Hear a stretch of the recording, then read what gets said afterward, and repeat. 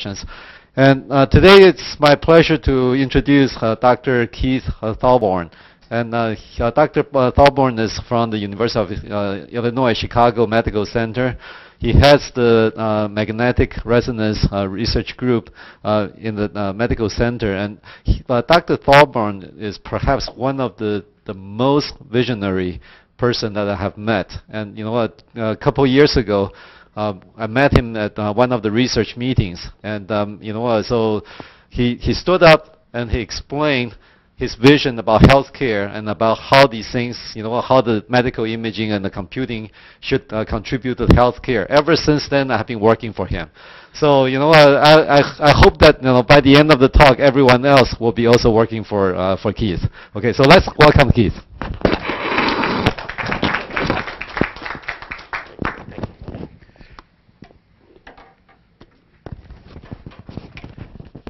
Thanks very much, Wimei, for those very generous words. Actually, we all know that we all work for GPay. And in fact, the story began in 1990. GPay published a paper with Paul Attenborough about a technique for enhancing images. And it's taken this long to actually get to a stage of actually implementing that particular technique or a variation of that technique. Obviously, over the last 25 years, the technique has evolved tremendously. But to actually implement this on humans. And I'm going to show you some of those results. So we met Wendy at a meeting with GPay to discuss the implementation of GPay's technology. And it turned out that one of the concerns always in the background is this is really computationally intensive. How long is it going to do this? Because at the end, even though I'm a biochemist, and that's what the driving force is the PhD, but in fact the end result here is a medical application, which is what the MD is for. You want to spend a lot of money, then you actually have to have a justification for that. And what we want to do is we want to revolutionize healthcare. Now there's a reason for doing that. If you think about the current model of medical practice, and I'm going to take a global view here. There are subtle details here that I'm not going to get into. But if you think about medicine and what we really treat very advanced disease. If we look at the major healthcare costs in the United States today, it's actually basically stroke is the largest cost. And cancer is sort of another very large cost. And we're sort of using our high tech approaches to answer questions related to the treatment of very advanced disease. So our technology is often criticized as being the cause of the economics of healthcare. And many people would say that, in fact, we can blame the cost of healthcare on this technology. Now, that sort of means that we're paying lots of money here and probably not getting good value. And if you look at where we perform this sort of medicine, it's usually in the later stages of people's lives. We have very large costs for very few people, and we have other people who really get very poor medical care or no medical care because we're spending the money in this particular way. Now, that's not to criticize our technology. Our technology today, our imaging technology today in medicine, is tremendous. And you all know this. You've seen the various imaging. And here I'm only talking about the imaging associated with magnetic resonance imaging, which is probably the only technique that you need. That's a certain bias. But we can look at wonderful anatomy. We can look at physiology. We can look at blood flow. And we can look at brain function. So as a radiologist, I'm a neuroradiologist, so anything below the neck is foreign territory. We'll only be talking about the brain today. But we can actually do a tremendous job of understanding what's going on in the brain, anatomically, physiologically, and functionally. All of this imaging is basically based on the biology of fat and water. And the reason for that is that we're looking at proton signals. So we're looking at protons connected to water, connected to oxygen in water, or connected to carbon in fat. And the reason why we can actually do this, because we all know that magnetic resonance is a very insensitive technique. The concentration of the protons is very high. The concentration of protons in water in the human body is about 80 molar. And so this is what gives us the sensitivity in the human body to actually overcome the handicaps of the insensitivity of MR imaging. Now, there's a speed limit, and the speed limit at how rapidly we can actually do imaging is actually based on the physics. So if you think about wanting to go faster, do we need more speed to do this? And the answer is, on the medical scale of things, probably not. Currently, when we collect images, the images are presented to us at the end of the acquisition, within a few seconds. Even if we collect large numbers of images, they're still available to us in a few seconds. So computational power really is not going to drive this. But this is what got us into trouble anyway in our model of medical practice, right? These techniques are looking at anatomy, physiology, things that change very late in the course of diseases. So this is not going to be helpful. So let's think about what the challenges are. So rather than treating advanced disease and focusing our technology on the goals of treating advanced disease with producing this unsustainable business plan, we're going to actually have to start to ask different questions. We're going to have to ask different questions that actually tell us something about the earlier stages of disease. We're going to have to make interventions much earlier so that we don't actually have to spend all our money on just a few successes. We want to have good value. That is, dollars per successful treatment should be very high, not because we keep the dollars down, but because we have many successes. Currently, that's not the course. We have lots of dollars, but our success rate is actually very bad. Certainly in some diseases. And sort of an example of this would be brain tumors. The treatment of brain tumors, not the most common disease, but it's not a rare disease. Our success rate after 30 years of trying is a fatality rate, a mortality rate of 80% at 2 years. Hasn't changed in 3 decades. So in fact, we spend lots of money on this disease, and yet we do a bad job. It's very expensive because our success rate is very poor. Treating disease earlier means that our success rate is going to be a lot higher. So the strategy, right, is to have earlier interventions. To have earlier interventions, you have to actually be able to monitor the response to the intervention. So in fact, we have to change where our technology focuses. We're going to have to focus in earlier stages of disease. This is where the anatomic changes that our current imaging strategies don't actually have any sensitivity.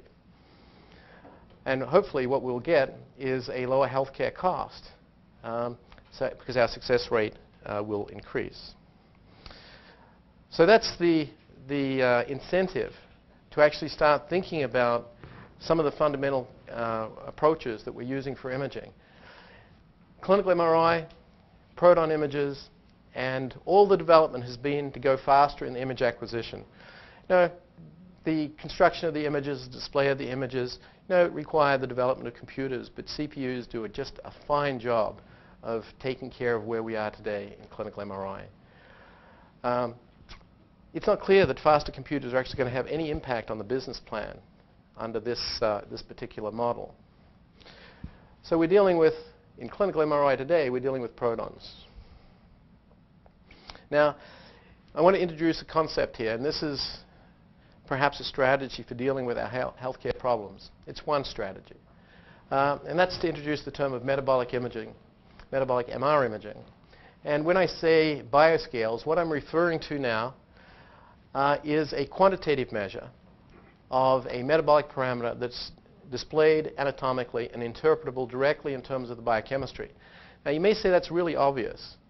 It's not so obvious. As soon as you say quantitative, you've moved out of the realm of radiology in medicine because everything's a grayscale. It's an arbitrary scale. Now, CT, yes, it does have Hansfield units.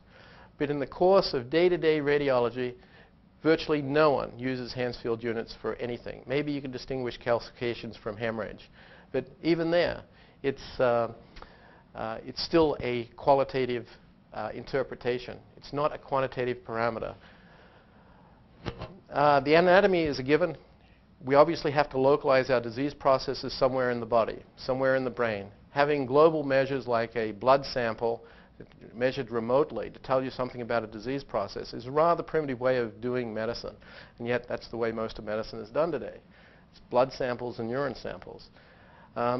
and we want to be able to interpret it directly. So when we look at MR images today, what we're interpreting is signal intensities that change because of dipole-dipole interactions.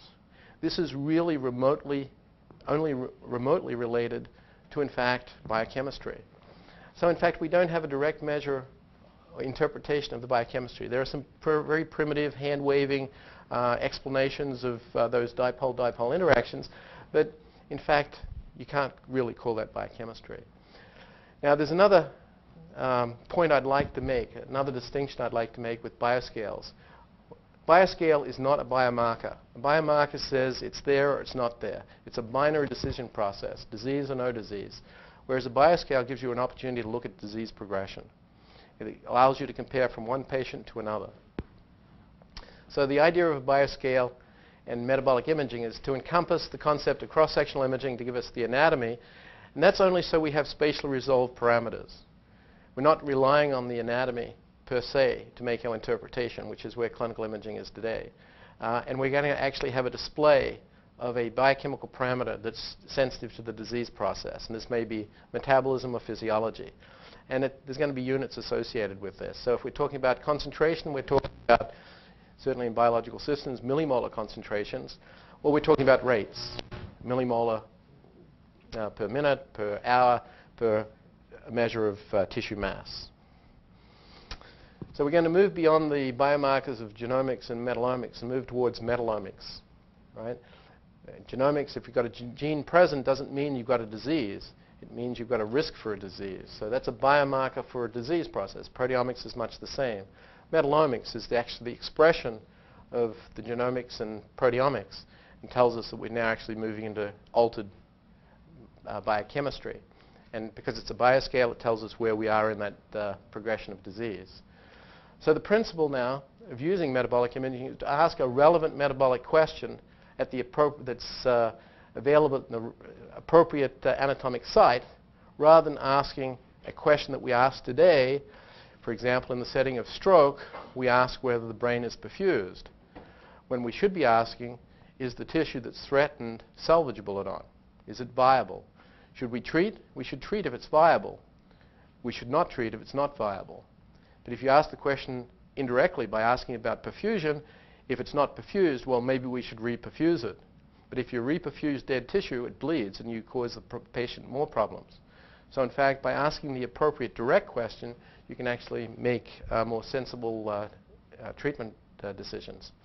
So we're going to deal with all the issues associated with metabolic imaging, and the biggest one is obviously sensitivity, and we have solutions to that with going to higher and higher magnetic field strengths, and then we have some other issues that are technical, budget limits and safety limits. And the other one is, as we start to do this, you're going to see that we're going to have, and this is where, when May comes in, you're going to see we're going to accumulate huge amounts of data. This metabolic scale, this translation from a grayscale into a bioscale, means that we're going to be collecting huge amounts of data. So, potential bioscales. Well, everything in red is a potential bioscale with a direct MR signal, if we can overcome the sensitivity issue. The circles represent potential biological markers where we can actually design molecular imaging agents that will actually tell us about concentrations and rates of change in concentrations of these particular entities, calcium being one of the important ones. So although you may not have a direct calcium MR signal, you can actually generate agents that will bind to calcium where you can actually measure the signal. So just because you don't have an MR signal doesn't mean you can't get metabolic imaging and pertinent bioscales associated with that entity. Now, this is the biochemistry, a simple cartoon of the biochemistry that we can get to with MR. So if we think about the cell membrane, this is inside the cell, this is outside the cell, then we have a number of signals that we can get to. After protons, the next most sensitive signal that we can get to in biological systems is sodium. Yeah, say sodium, salt. Who cares about sodium? Well, it turns out that sodium is incredibly important. The ion pumps that use up most of the energy in the cell are actually used to maintain sodium-ion gradients across the cell membrane. This is a fundamental property of a cell, is to maintain the sodium-ion homeostasis Concentrations outside the cell are about 140, inside the cell are less than 10 millimolar. This ion gradient is the potential energy that drives a lot of cell processes. This pump uses ATP, and we have a signal with P31, and the phosphorus, or the ATP, the energy currency of the cell, is generated very efficiently by the mitochondria. There's substrate level phosphorylation, but if we think about most of the ATP in the cell, it's being generated in the mitochondria. That generation of ATP is coupled to the reduction of oxygen to water. So if you've got an O17 signal with MR, you can actually look at the production of water directly. It's a direct measure of oxygen consumption. And I'll show you examples of that. And there are other carbon and nitrogen signals that we could potentially look at other parts of the metabolism. Clearly calcium, which is coupled to the sodium-potassium pump, calcium pumping is also incredibly important for cell regulation. And with an appropriate molecular imaging agent, we can actually look at calcium concentrations using a proton signal. Now, I'm going to use sodium as the prototype, and then I'll show you some other examples as we move through the lecture. So let's look at sodium. So if we have a voxel, we have intracellular sodium, we have extracellular sodium. The extracellular sodium can be in the vascular space or in the interstitial space. If you look at the cell volume fraction in these compartments and the relative concentrations, then in fact, if you measure the total tissue sodium concentration, it's just the volume fraction weighted mean of the intra and extracellular concentrations. Calculate that in the brain, it's going to be around 40, 45 millimolar. Anything that disrupts the cell packing, and this would be cells that are dying, increasing the interstitial space, are going to obviously increase the tissue sodium concentration. So we'll have positive contrast. So we're going to move from 40, 45 millimolar up to CSF concentration, no cells, about 140 millimolar. So we have a large dynamic range that we have access to with sodium. I should point out that all the biology here was discussed in the 1980s by Hillel. He was doing sodium imaging, but unfortunately, his technology in the mid-1980s wasn't sufficient to actually be able to overcome the challenges of doing sodium imaging. And I'll come back to that in a little bit. Okay, so the application of sodium bioscales in medicine cover all aspects of the body. In the central nervous system, which is where I'm interested, has applications obviously in the brain in measuring stroke, where the tissue sodium concentration goes up as the cells die.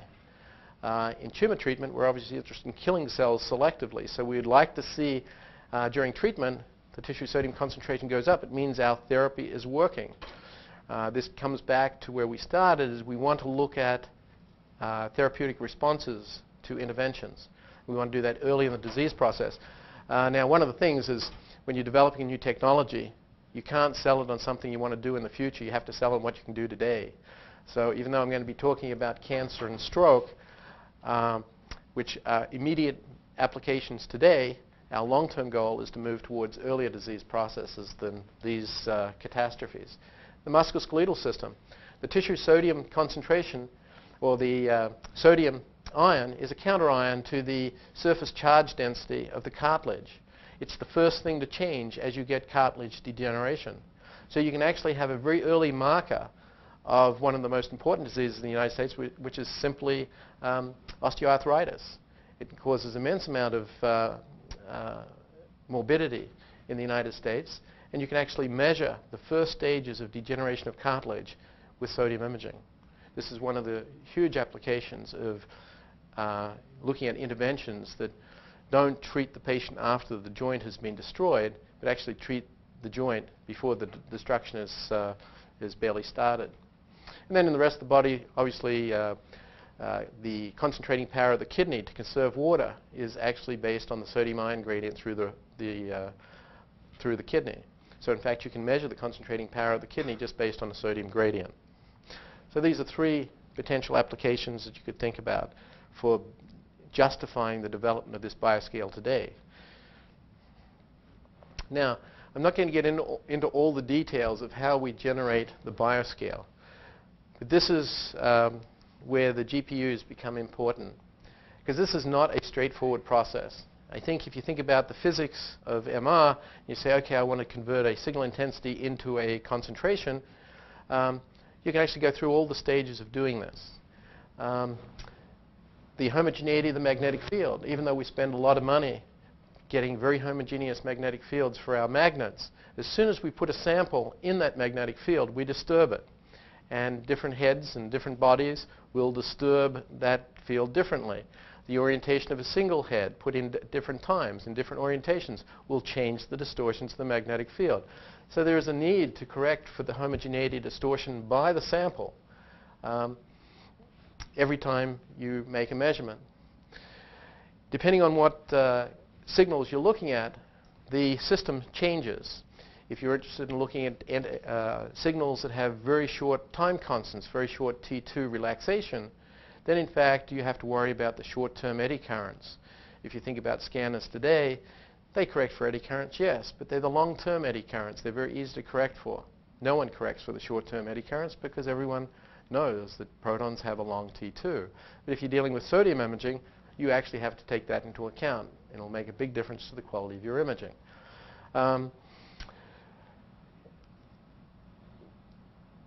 So the other thing is, if you're going to correct for B0 homogeneity, the most sensitive way to do that is to use protons. But our bioscales are often not associated with protons. So we're going to actually talk about multiple frequencies. And when we're talking about multiple frequencies, then every time we increase the sensitivity by going to multiple channels, then we actually multiply the number of data sets that we're collecting. And we have a data management problem that we have to take care of. When you have an antenna, then the antenna has variable sensitivity across the field of view. That has to be corrected for if you want to have a uniform bioscale. Obviously, would be nonsense not to correct for the sensitivity of the spatial distribution of the sensitivity of the antenna. Once again, you've got multiple channels, and you're going to have multiple frequencies, and the size of the data sets get larger. So you're going to have to do B0, B1. Then you're going to have to actually calibrate the signal after you've done the corrections. Now you start to get into something that's fairly computationally intensive. And you have to do this at a spatial resolution that meets the needs of the clinical question. Okay, there's no point in answering the question about stroke if the stroke is in the brainstem and measures a few millimeters in size if your resolution is centimeters in size. So as you expand the resolution to meet the need of the biological question, so in fact the size of your data sets get huge. So we've got a problem here of making a bioscale that is computationally very intensive. Now, even though we can get away with using the computational power that's commonly available on the scanners today and on our PACS systems today, putting all these data sets together to make our bioscale is something that can't be done on a CPU in reasonable time. The GPU, and this was always one of the things I had in the back of my mind, is, okay, I'll do this experiment with Jipei's approach to reconstructing images. We'll enhance the quality of the images, and it'll take 3 weeks, so it'll be a nice exercise, but it may not be very practical until when May said, actually, I have a solution for you, a factor of 100. Today, not 10 years from now. So computational speed is going to be very important to make this a medical reality.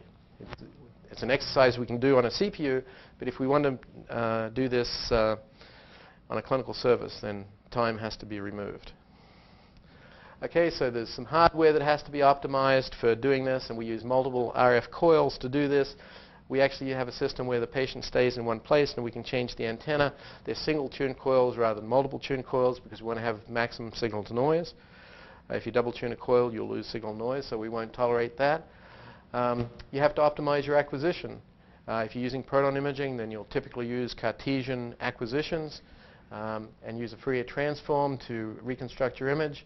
As soon as you start talking about doing things quantitatively, you want to look at the data very carefully so you have full T1 relaxation, so you're using maximum magnetization, and no T2 relaxation, so you're using maximum transverse magnetization.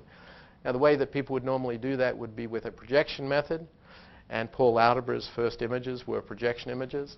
You can actually do a much more efficient acquisition if you actually twist as you go in the radial direction. So you get, rather than a Couche ball like set of projections like this, you get something that looks like this. And you can see for, I think this is 19 projections, that's equivalent to 4 acquisitions with a twist. So this is what we call twisted projection imaging. So this matches the nuclear properties of sodium and oxygen.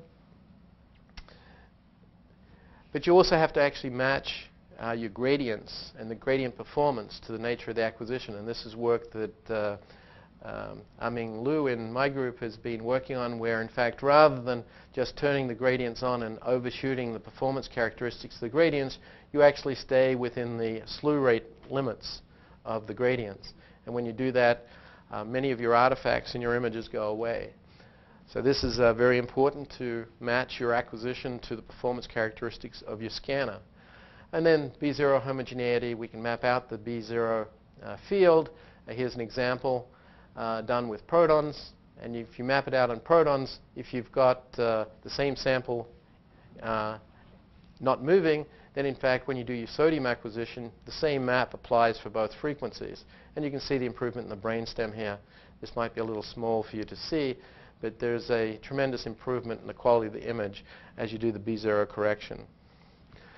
This is sort of a summary of also shortening your readout time as you go through the process of doing B0 correction. And you can see you go from here long readout times where you have T2 blurring to where you have a shorter readout time with B0 correction. You see much more distinct boundaries to your anatomic structures, which you can then convert into a bioscale.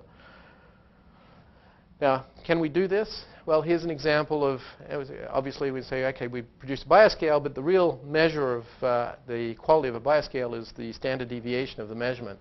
If you put the same subject in multiple times, do all the corrections, and look at the variation in the bioscale, here's an example of the calibration curve. We're in a signal and noise range where, in fact, the calibration is linear. So here's the sample, here's the 3 tubes in the phantom that is designed to mimic the electrical loading of the coil, the same electrical loading of the coil as the head. And you've got a good straight calibration curve, and then if you look at your images, they're equivalent. And in fact, the error in the data here is, here we have a standard deviation of 4 in 44, which across the biological scale, that's pretty acceptable. Many years ago when we did this for the first time, this was in animals where we compared it to a sodium 22 isotope dilution experiment. We came up with a number of 49 plus or minus 6, and this was equivalent to what we got with the standard biochemical techniques. Now, one way to deal with sensitivity is to go up in field strength. And you probably all know that standard clinical imaging today is done, well, state-of-the-art clinical imaging today is done at 3 Tesla. There are now 7 Tesla systems out there for human imaging. All 3 large scanner manufacturers produce 7T systems. They're research systems. They're not used for clinical work yet. And even 7 Tesla is a consolation prize. It's where the vendors will make most money. As an academic institution, we went to 9.4 Tesla, which is actually the upper limit of the current density that you can get on current superconducting wire at 4.2 degrees Kelvin over 80 centimeters. So 4.9 represents a technological limit for human imaging.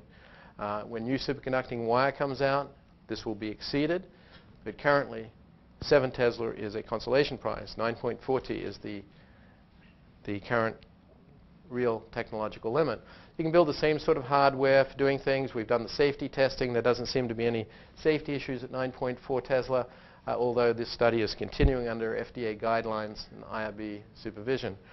Can we quantify at 9.4 T? The answer is yes. Linear calibration curve, brain, phantom, and the bioscale, where the scales here are based on parenchyma, CSF. And here's our first human study done at 9.4 Tesla. This is a patient with a brain tumor, collected in 8 minutes with a resolution of about 3 millimeters isotropic. And you can see a lot of, it's a large tumor, it's very heterogeneous, and there's a lot of information in the tissue cell density within this tumor. This patient is actually being treated with chemotherapy. wasn't resected. It was treated with radiation therapy.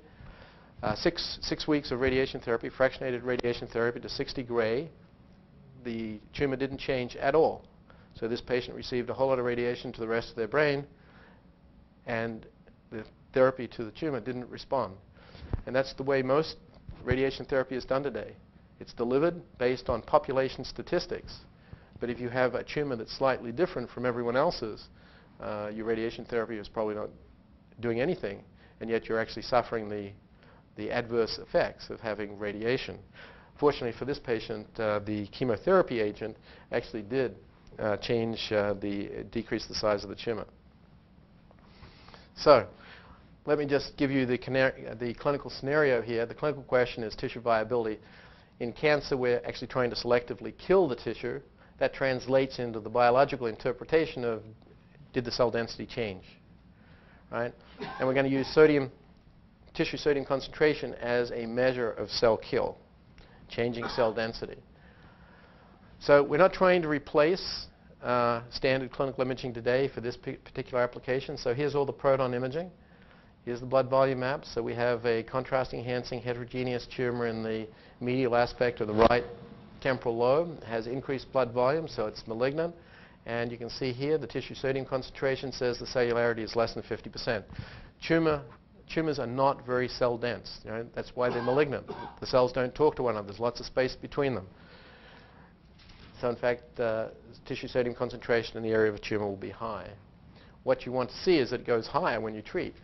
Now, just for those who don't know anything about radiation therapy, the philosophy behind radiation therapy is to provide you radiation in such a way that you kill the cells in the vulnerable part of the cell cycle, right?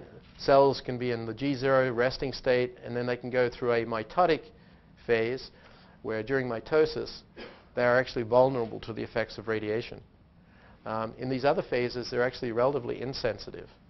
So any cells sitting in G0, G1, G2, or S, synthetic phase, are actually not going to be treated with radiation therapy. So what you do is you give a small fraction of radiation one day, and you kill the cells in the mitotic phase.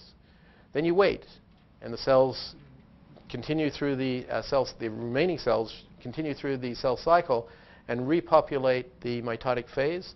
Then you treat again.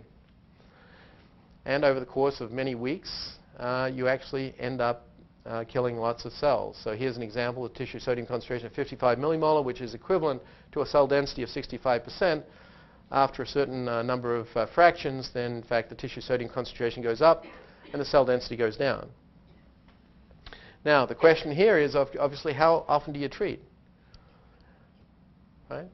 And how much radiation do you give? Well, it's determined by the cell cycle time, right? Now if all the cells have the same cell cycle time, that would be a good thing. But tumors are tumors. The cells don't talk to one another, so they don't know what each other's cell cycle times are. So their cell cycle time can vary from 24 hours to 100 days. So there's a problem, right? If the cell cycle time is 100 days and you actually finish treatment in 6 weeks, then some cells are not going to be treated. And therefore, you're going to get recurrence. Those cells are the source of the recurrence. And patients with brain tumors, if the treatment is unsuccessful, actually will die from local recurrence. The issue is how do we know that if we treat with up to 60 gray at 1 gray per day, 5 days a week, give the patient 2 days off, which means the cells are still growing, right? They don't take the weekend off. They continue to grow. How do we know that that's the appropriate treatment for patients? Well, if we take enough patients, and we've taken thousands of patients in multi-center trials across many years, and said, okay, on average, these patients do the best. If we take 6 weeks of radiation therapy, 5 days out of 7, then we get the best success rate. Those particular trials take years and hundreds of patients to actually get to a conclusion. As soon as you want to change that therapy, that standard of medical care, by one little thing, like add one chemotherapeutic agent, change the dose, change the fractionation, it becomes a 5-year multi-center trial. Millions and millions of dollars to do that. And what's the measure of outcome, the success? It's the survival of the patients at 2 years or 5 years. Okay, so in fact, you invest many patients' lives in collecting one piece of information over many years. This is a very hard way to do protocol development. So let's see whether sodium imaging can actually add something to those epidemiological studies. So here's a prediction from the tissue sodium concentration model of cancer. Okay, so 40 millimolar would be a standard concentration in the brain. So we've got a tumor, well, let's say it's 55 millimolar. And we start treatment. So this is the fraction number for the radiation here. So this is increasing radiation therapy. So the best response, what we'd like to see is the cells die. Right? So over the course of the 6 weeks of treatment, we see the tissue sodium concentration goes up, and it reaches pretty close to no cells, 140 millimolar. This would be a great response. This would be a big tumor, right? Because we end up with a hole. If it's a little tumor, it shrinks away and taken up by normal brain, and a good response with a small tumor would look like this. It would just come back to baseline. This one here, the red response, no change. What would that mean? Well, it wouldn't mean anything good, right? It would mean that nothing happened. Well, that other patient that I showed you was an example of a patient who went through 60 grays, 6 weeks of therapy, and nothing happened. Okay? And then there's the other condition which we start treating, there's a positive response, and then the response stops. But we don't know the response stopped, right? So we just continue to give radiation therapy. Right? So we just wasted all this radiation. So this is sort of a model that you could think about. So how does this apply in reality? Well, if you think about it, we've got imaging now that we have to do across 6 weeks. So we have some issues, right? And we want to know where the radiation goes to. So the radiation planning is always done with CT. Here's the radiation planning module. So this is the initial therapy. And then this is a boost to the area of the tumor. So the red is the accumulating radiation dose. Here is a slice through the top of the brain. Here's a slice through the bottom of the brain. When you acquire the data, you can never get the patient's head back into exactly the same position. So there's head registration issues associated with the alignment. So if you look at these images, they actually look like they're the same brain. They're not. They're different brains, different weeks. This is prior to treatment, and this is the end of treatment. Now, what we want to do is we actually don't want to look at survival. We don't want to look at whether this patient responded by staying alive. We want to look at every voxel in this tumor and say, did this tumor in this voxel respond or not?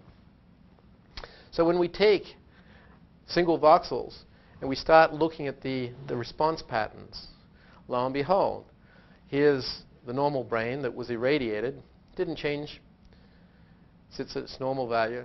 And here's the orange. Well, you saw that before, right? This is good. This responded.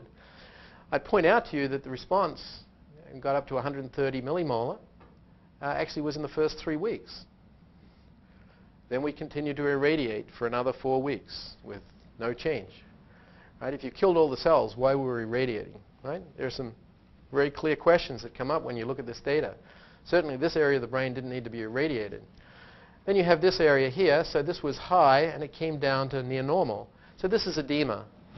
So this is what you'd like to see, too, is that when you treat the tumor, then, in fact, the edema, the fluid in the brain that seeps out because of breakdown of the blood-brain barrier actually disappears. So this is a good response, too. But this is just edema.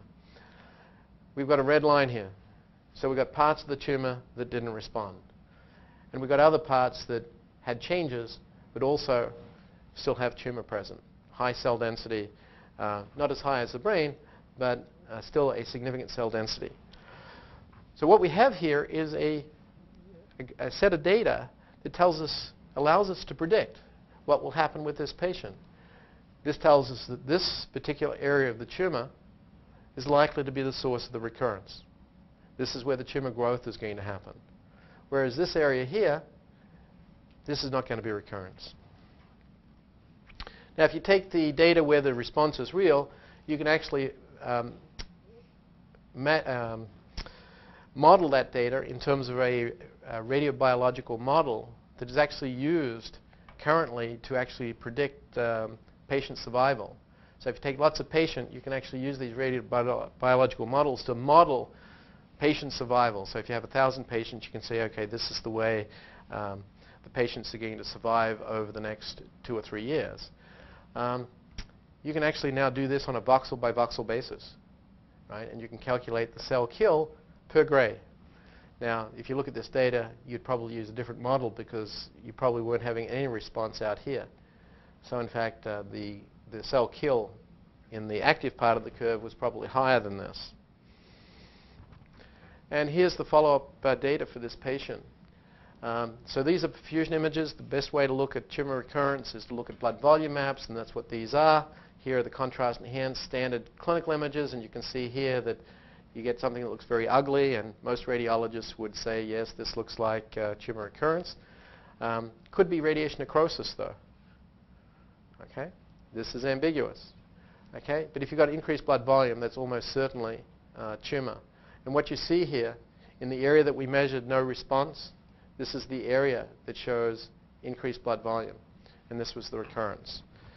And so this patient died a few weeks after this, having gone through a somewhat intensive medical care that was incredibly expensive. I'm not sure how much this would cost, but typical costs of a surgical procedure, 6 weeks of radiation therapy, and then chemotherapy on top of that is a very expensive medical treatment. And for it to be unsuccessful over the course of 5 months makes for very expensive medical care. Here's an example of another patient. This was a woman with metastatic breast cancer who had a small metastatic lesion in her cerebellum. This makes her ataxic, unable to walk or walk stably. And so even though she's going to die from her metastatic breast cancer, you'd like to palliate the effects of this particular lesion. So she was sent to Gamma Knife, and here's the sodium imaging. And you can see that, in fact, you can actually start to see the responses to Gamma Knife within 3 hours. Right? And at 6 weeks, it's all gone. She died from her disease, but she didn't die ataxic. She could still walk. So let's move on now back to building the tools that we need to actually build these bioscales and the computational power that's needed to do it. As I said previously, clinical imaging today really is not computationally limited at all. But with bioscales using non-Cartesian acquisitions, complex reconstruction algorithms, corrections for the distortion the sample makes to your magnetic field, and the non-uniformity of the antenna for the data acquisition, and then doing the calibration with the phantom to get the bioscale. These are all things that are actually going to take a lot of computational power. But we'd like to go one step further. Okay? And this is Jipei is pointing at Justin. His name appears a little later. But there was considerable work, early work, that actually was actually the driving force for me to be involved in this. And this is where it came from Jipei. And as you go through these processes, you can actually take data from one frequency where it's very fast to collect the data, and you can collect it at high resolution, such as protons, and you can actually use that data to enhance the quality of the images you get for the bioscale. And I'm going to show you some examples of that. And I should point out that all this data I'm showing you here actually comes from Justin, who's working with Jipei for his PhD. And if I show you now data, proton imaging acquired in 6 minutes at 3T, and this data would be collected in most clinical scenarios anyway. Can we use this data to do something else? Well, if we collect the sodium images at 3 Tesla, 6 millimeter resolution, we can do that in 8 minutes. And this is the imaging that we get. We can actually take the high resolution data out of the proton signal, combine it with the information from sodium, and you can get high resolution images. It's difficult to see here, but you can actually see the tumor up here in this patient. So this is a patient study. Here you can see the increased sodium concentration in the left anterior parietal lobe, and here you can see it's enhanced. So we sort of get this for nothing, right? Because we're going to acquire this. We want the bioscale, and that's going to tell us something about how to handle the patient, and so we can get an enhanced image. So what's the cost of this? The cost of this is the computational power to do this on a routine basis. And that's where you'd like to have the GPUs handling this problem. Here's sort of an example. If we can do this, rather than using 8-minute sodium acquisition, which 8 minutes for a patient study is actually a little bit long, 4 minutes is a standard clinical sequence. So if we do a 4-minute acquisition now, and not try for the highest signal and noise possible, but say we're actually going to constrain this with proton imaging, you can end up with an image that looks like this. So this is actually quite nice. So this is a real success of the constrained case-based reconstruction technique that Ji-Pei and Justin have been working on. So this has a real medical application because now the granularity of your interpretation of the data from the sodium images, the sodium bioscale, can actually be increased. And in fact, if you think about it, rather than looking at multiple patients now, you can actually look at multiple voxels across a patient's tumor, and you can actually start to do your epidemiology on a voxel by voxel basis. It's a challenge to do that. Okay, you have to be able to compare data across time. That means it has to be a bioscale. You've got to make sure that everything is registered. Another computational challenge. But once you've done that, now you can actually start to think about, rather than basing a protocol on a multi-center, multi-year trial using hundreds of patients, you can actually do it on a single patient. And actually, the single patient then becomes the beneficiary of actually the study they're involved in. Right? From the point of view of a physician taking care of a patient, you would prefer not to give statistics based on a population study, but you'd like to be able to tell the patient something about their tumor and how you're dealing with it. So what about other signals, other bioscales? So here's, this is work at 9.4 Tesla now. Here's sodium imaging, which we're going to regard now as the high resolution image. Here's O17 imaging on a human brain, and you can actually combine the data, and you can see that you can get a higher resolution, anatomically constrained water image of the brain, the water here being O17. This is natural abundance O17 imaging. Natural abundance of O17 in water is about 0.037%, very low. Sounds impressive, right? Let me not impress you. Let me give you the concentration. That's 16 millimolar, right? We can image 40 millimolar sodium, so there's no reason why we shouldn't be able to image 16 millimolar water, O17 water. Now, if we can do this, we can actually do something else. We don't actually need to have the best resolution we can get. We can actually start to go faster. So rather than using 8-minute acquisitions, we can use 30-second acquisitions. And what that gives us now is the opportunity to do things dynamically. You can constrain it, and this is the constraint. So using an 8-minute sodium acquisition to constrain a 24-second O17 image, you can actually get images that look like this. If you think about oxygen consumption, if you want to measure oxygen consumption today, most people say that you'd have to have a PET scanner. If you're going to use PET scanner, you're going to use O15. And you can actually provide that O15 as a gas, or you can use O15 water. In fact, to do a PET study of oxygen consumption, you actually have to do at least two measurements. You've got to account for the O15 that you actually still have in your blood. The PET measurement doesn't tell you anything about the chemical composition of the O15. It just sees all the O15. So you can't tell where it's coming from.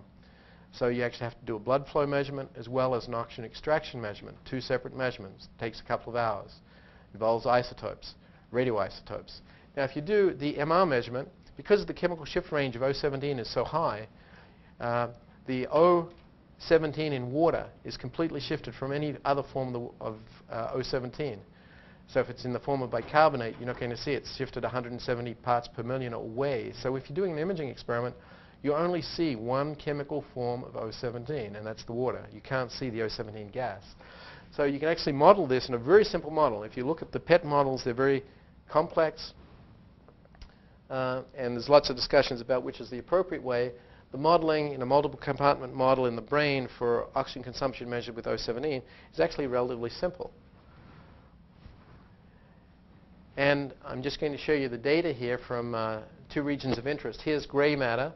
And what we see here is this is the background, natural abundance. We start breathing O17 enriched gas. And what you see is the formation of O17 labeled water. the end of oxidative phosphorylation. It increases, then you turn off the O17 and go back to O16, and you can see it decreases. It doesn't come back to baseline, it stays elevated. This is gray matter, this is white matter. So you can actually use our simple model of oxygen consumption. You get some numbers here of oxygen consumption, and they compare very favorably with what you get from PET.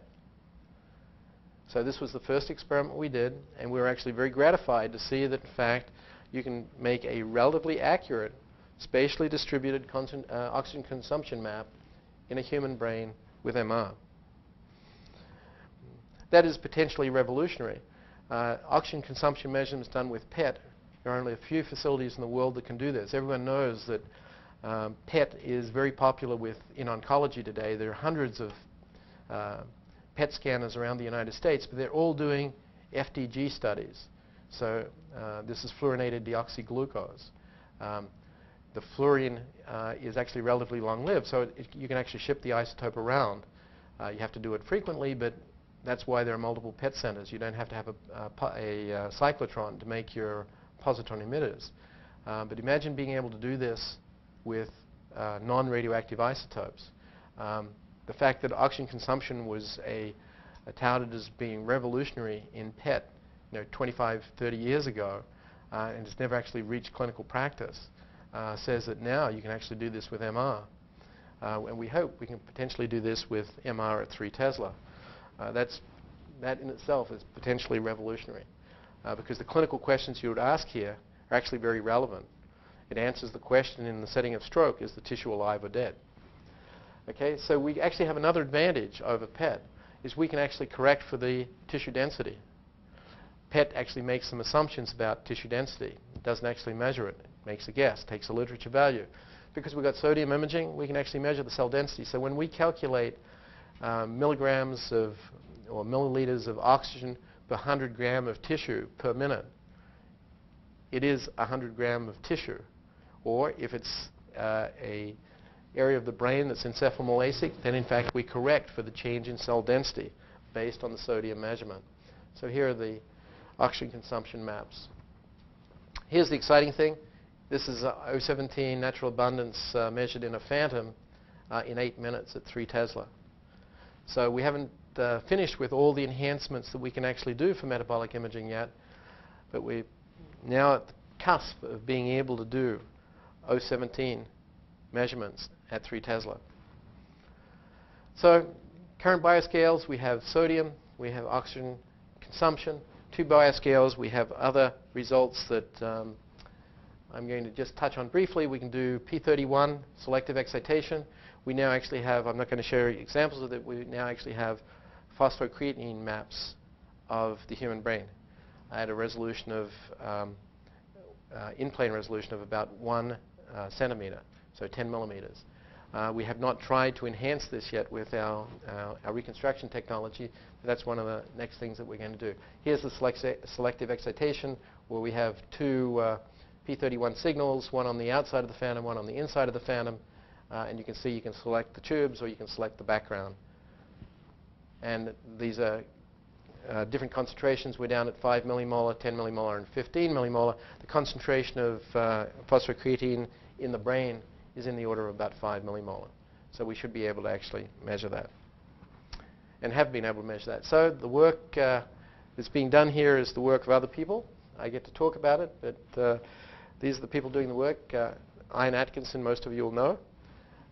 Aming Liu is a new assistant professor in the center, and his work has been around developing some of the projection imaging techniques.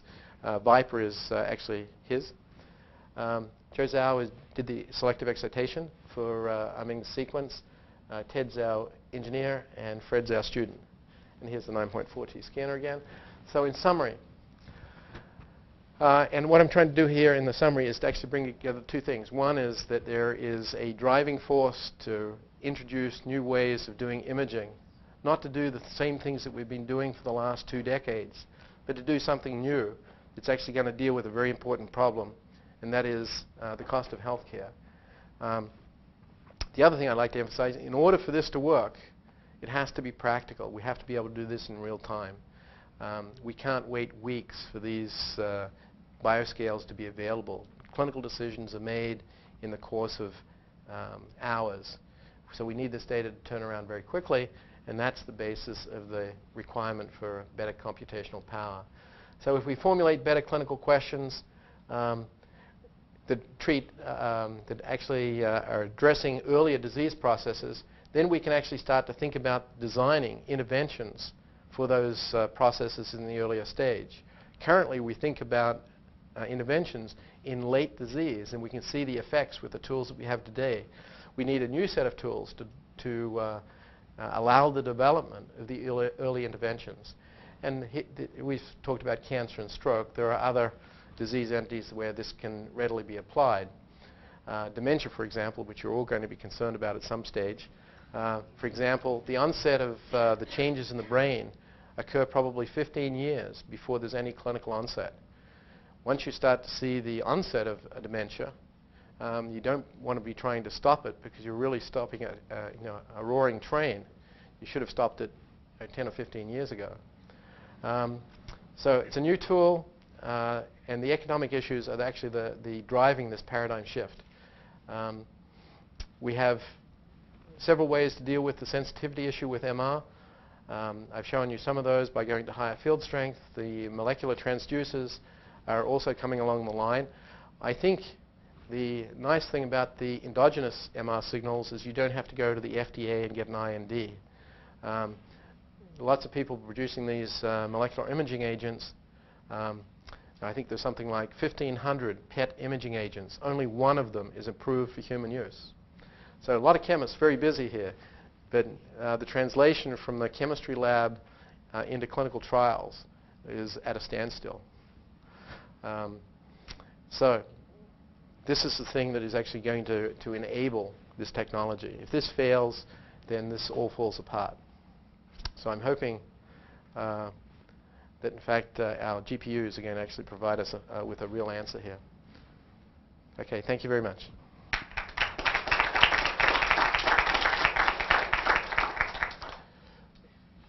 I'm happy to answer any questions if anyone has any questions. Ben May has to leave, so I'll just help you proctor these. Any questions? Yeah. So you described using this in sort of a clinical treatment setting, but how much applications does it have to diagnostics? So it depends which phase you're talking about. If you're talking, would you mind repeating the question? Okay, yeah, sure. Okay, so the question is that I've discussed the use of the bioscales in the setting of treatment. But I also sort of mentioned the idea that we have to move earlier in disease. So the question is, how useful would the bioscales be in the diagnosis of disease? So I think of this as in a slightly different context. I think of this as a continuum, right? So you have healthy state, and then you have the catastrophe that we're currently treating. And in between, there is a continuum. The goal is to move metabolic imaging along that continuum so you can actually see when the disease actually starts to progress. This would be the expression of the genome in the proteome, and then the expression of the proteome in the development of the disease and the change in the metabolomics. So we want to have our bioscale sensitive to the earlier stages of disease, even before the patient is actually a patient, while they're still normal. So then the next question you ask is, well, I can't screen everyone in the population, right? And that maybe is where your question is coming from. However, it's very easy to use my biomarkers to look for risk factors. So I can start to use genomics and proteomics to say, OK, this patient is at risk. The next question after that, does the patient look like they're developing the disease? Then I can actually use my bioscales to start to monitor those patients. So we've got all sorts of patient populations where we can put risk factors where it would be pertinent, if you're going to treat the disease early, to actually screen them with metabolic imaging. Okay? Now, no one likes to talk about screening. Okay? But if you look at the business plan for early screening versus taking care of catastrophic disease, We know where catastrophic disease treatment gets us where we are today, unaffordable health care. So it's least plausible to think about trying to do better than that. I think there was another question here. What does it mean to combine the high-resolution hydrogen image with the lower-resolution sodium image? It seems to me like, well, go ahead. I'm curious if there's a biological assumption underneath that. It sounds a little scary to me. You have a blurred, the information that you have is still blurred for the functional part. Yeah, so it's an excellent question. Let me repeat your question so that everyone hears it. When you combine data sets using the constrained case-based reconstruction technique, where you're taking high-resolution data from one frequency that has one meaning and combining it with the low-resolution information from another frequency, what does that mean to the interpretation of the bioscale in the end? Yeah. Okay, so the answer to that should be addressed by either Justin or Jipei. We're still exploring those possibilities, but what we've done, and I didn't show you the data for this, but what was a top-level test for me, not understanding all the mathematics associated with the technique, but asking the question, developing the bioscale without the constrained case-based reconstruction, and then doing it after I've used the technique. And you find that, in fact, the calibration scale stays exactly the same. So, in fact, the mathematical explanation I can't give you. Ask Justin if you want the full explanation. But the issue is that you can actually take the data, combine them, and your bioscale remains the same bioscale. So the interpretation is exactly the same. The calibration curve is identical whether I use the constrained case-based reconstruction or not. Now, the concentration measurement is still is good. It's still well calibrated, but spatially it seems like you still don't. You're going to be looking at this image that has a high spatial resolution for the sodium part, even though that wasn't actually measured. Yeah. So Jipei or Justin, would you like to jump in here and? Yeah. So Justin, would you like to use a microphone? So in essence, we're not really gaining spatial resolution. We're using the anatomy we know already and our homogeneity assumptions about the tissues we have to improve our SNR and to reduce the amount of partial volume effects we have across different tissue boundaries. So for example, we know white matter and gray matter are different. We see the difference in hydrogen. We also see the difference in oxygen and sodium. And we can avoid signal leakage from one compartment to the other by using the high-resolution information from the proton imaging. Okay, so they're homogeneity assumptions. Yeah, it's homogeneity assumptions. Okay, and those hold up experimentally? Okay, so you can imagine examples of where there's a boundary in the sodium imaging that is not in the high-resolution proton imaging. So the proton image does not generate false boundaries. So you will not improve the resolution of that boundary that's seen only in the sodium image. But where you actually have equivalent boundaries, then in fact you get high-fidelity reproduction of those boundaries. Okay, so we don't put in false boundaries. If the boundary is not there in protons, the protons will not put in a boundary, even though there is a boundary in the sodium image. So you'll see the sodium boundary at the resolution of your sodium image. It doesn't generate false information. Okay, so we can move on. Does anyone have more questions? Any other questions? Yes. I would like to understand, how much compute power would make you happy.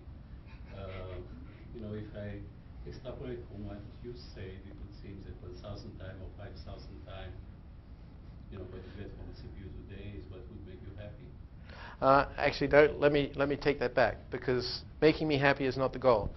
Basically, the real issue is the cost of that computational power. The hardware is cheap, still cheaper than the MRI machine. It's true. Because you could say, well, if I just want computational power, you hook it into a supercomputer and a Cray or something, and it will all work. That actually won't work. We've got a business plan that we have to do this for a price that we can actually afford to give everyone medical care. So in fact, we want this in a very cheap platform. So what's adequate?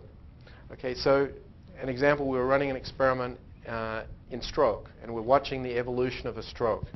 So a rapidly evolving stroke will increase its tissue sodium concentration at 5 millimolar per hour. So you start at 40 millimolar, 45 the first hour, 50 the next, 55 the third hour. Now at 55 millimolar, if it's below 55 millimolar, I can completely reverse the stroke. That tissue is still viable. If it goes over 55 millimolar, it's irretrievably damaged and will go on, and the tissue sodium concentration will continue to go up, and the tissue is dead. Okay, so I have to make a decision as whether I'm going to treat a patient or not. So the patient comes to and basically the decision today is if the patient is within 3 hours of onset of symptoms, I'll treat. Now it turns out the 55 millimolar threshold that I'm talking about represents 3 hours at 5 millimolar per hour. So there is a metabolic equivalent to the standard clinical assessment, historical parameter that's being used. If the patient comes to the ER for treatment for a stroke, and I put them in the scanner, and I measure a tissue sodium concentration, I've made the measurement, I'm waiting. Should I treat, not treat, treat, not treat? If I wait half an hour for that information, I've increased by another 2.5 millimolar. If I was sitting at 55 millimolar when he came, I'm now over my threshold. So it's a question of how long can I wait for the application. So half an hour in the setting of acute stroke would be intolerable. By the same token, if you told me that I could do this on a CPU in 60 seconds and a GPU would do it in a nanosecond, I would take the CPU just because it's there and easily doable. So I think you have to look at the applications that you're actually dealing with. I think the other thing is sort of an attention span. So the average radiologist has an attention span of about 45 seconds on a good day with lots of coffee. So in fact, if you're talking about making decisions on patients and you're waiting for the information to come, you really want to be able to turn that around quickly. If you say it's going to take a day to process, that's really too long. If you say it's 3 weeks, no one is interested. Hey, stop listening. So in fact, you want to be able to do this in the order of minutes. How much it takes you today? Okay, so on the work that we were doing 2 weeks ago with a CPU, with not doing all the corrections that we want to do, it was taking us 8 minutes.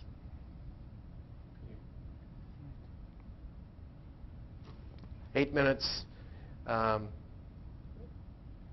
5 millimolar per hour gives you that fraction. That tells you how much time you have, depending on when the patient comes to the ER. Now, it turns out that the 3-hour limit that people are using to treat patients is a nonsense limit. It's, once again, it's a population statistic.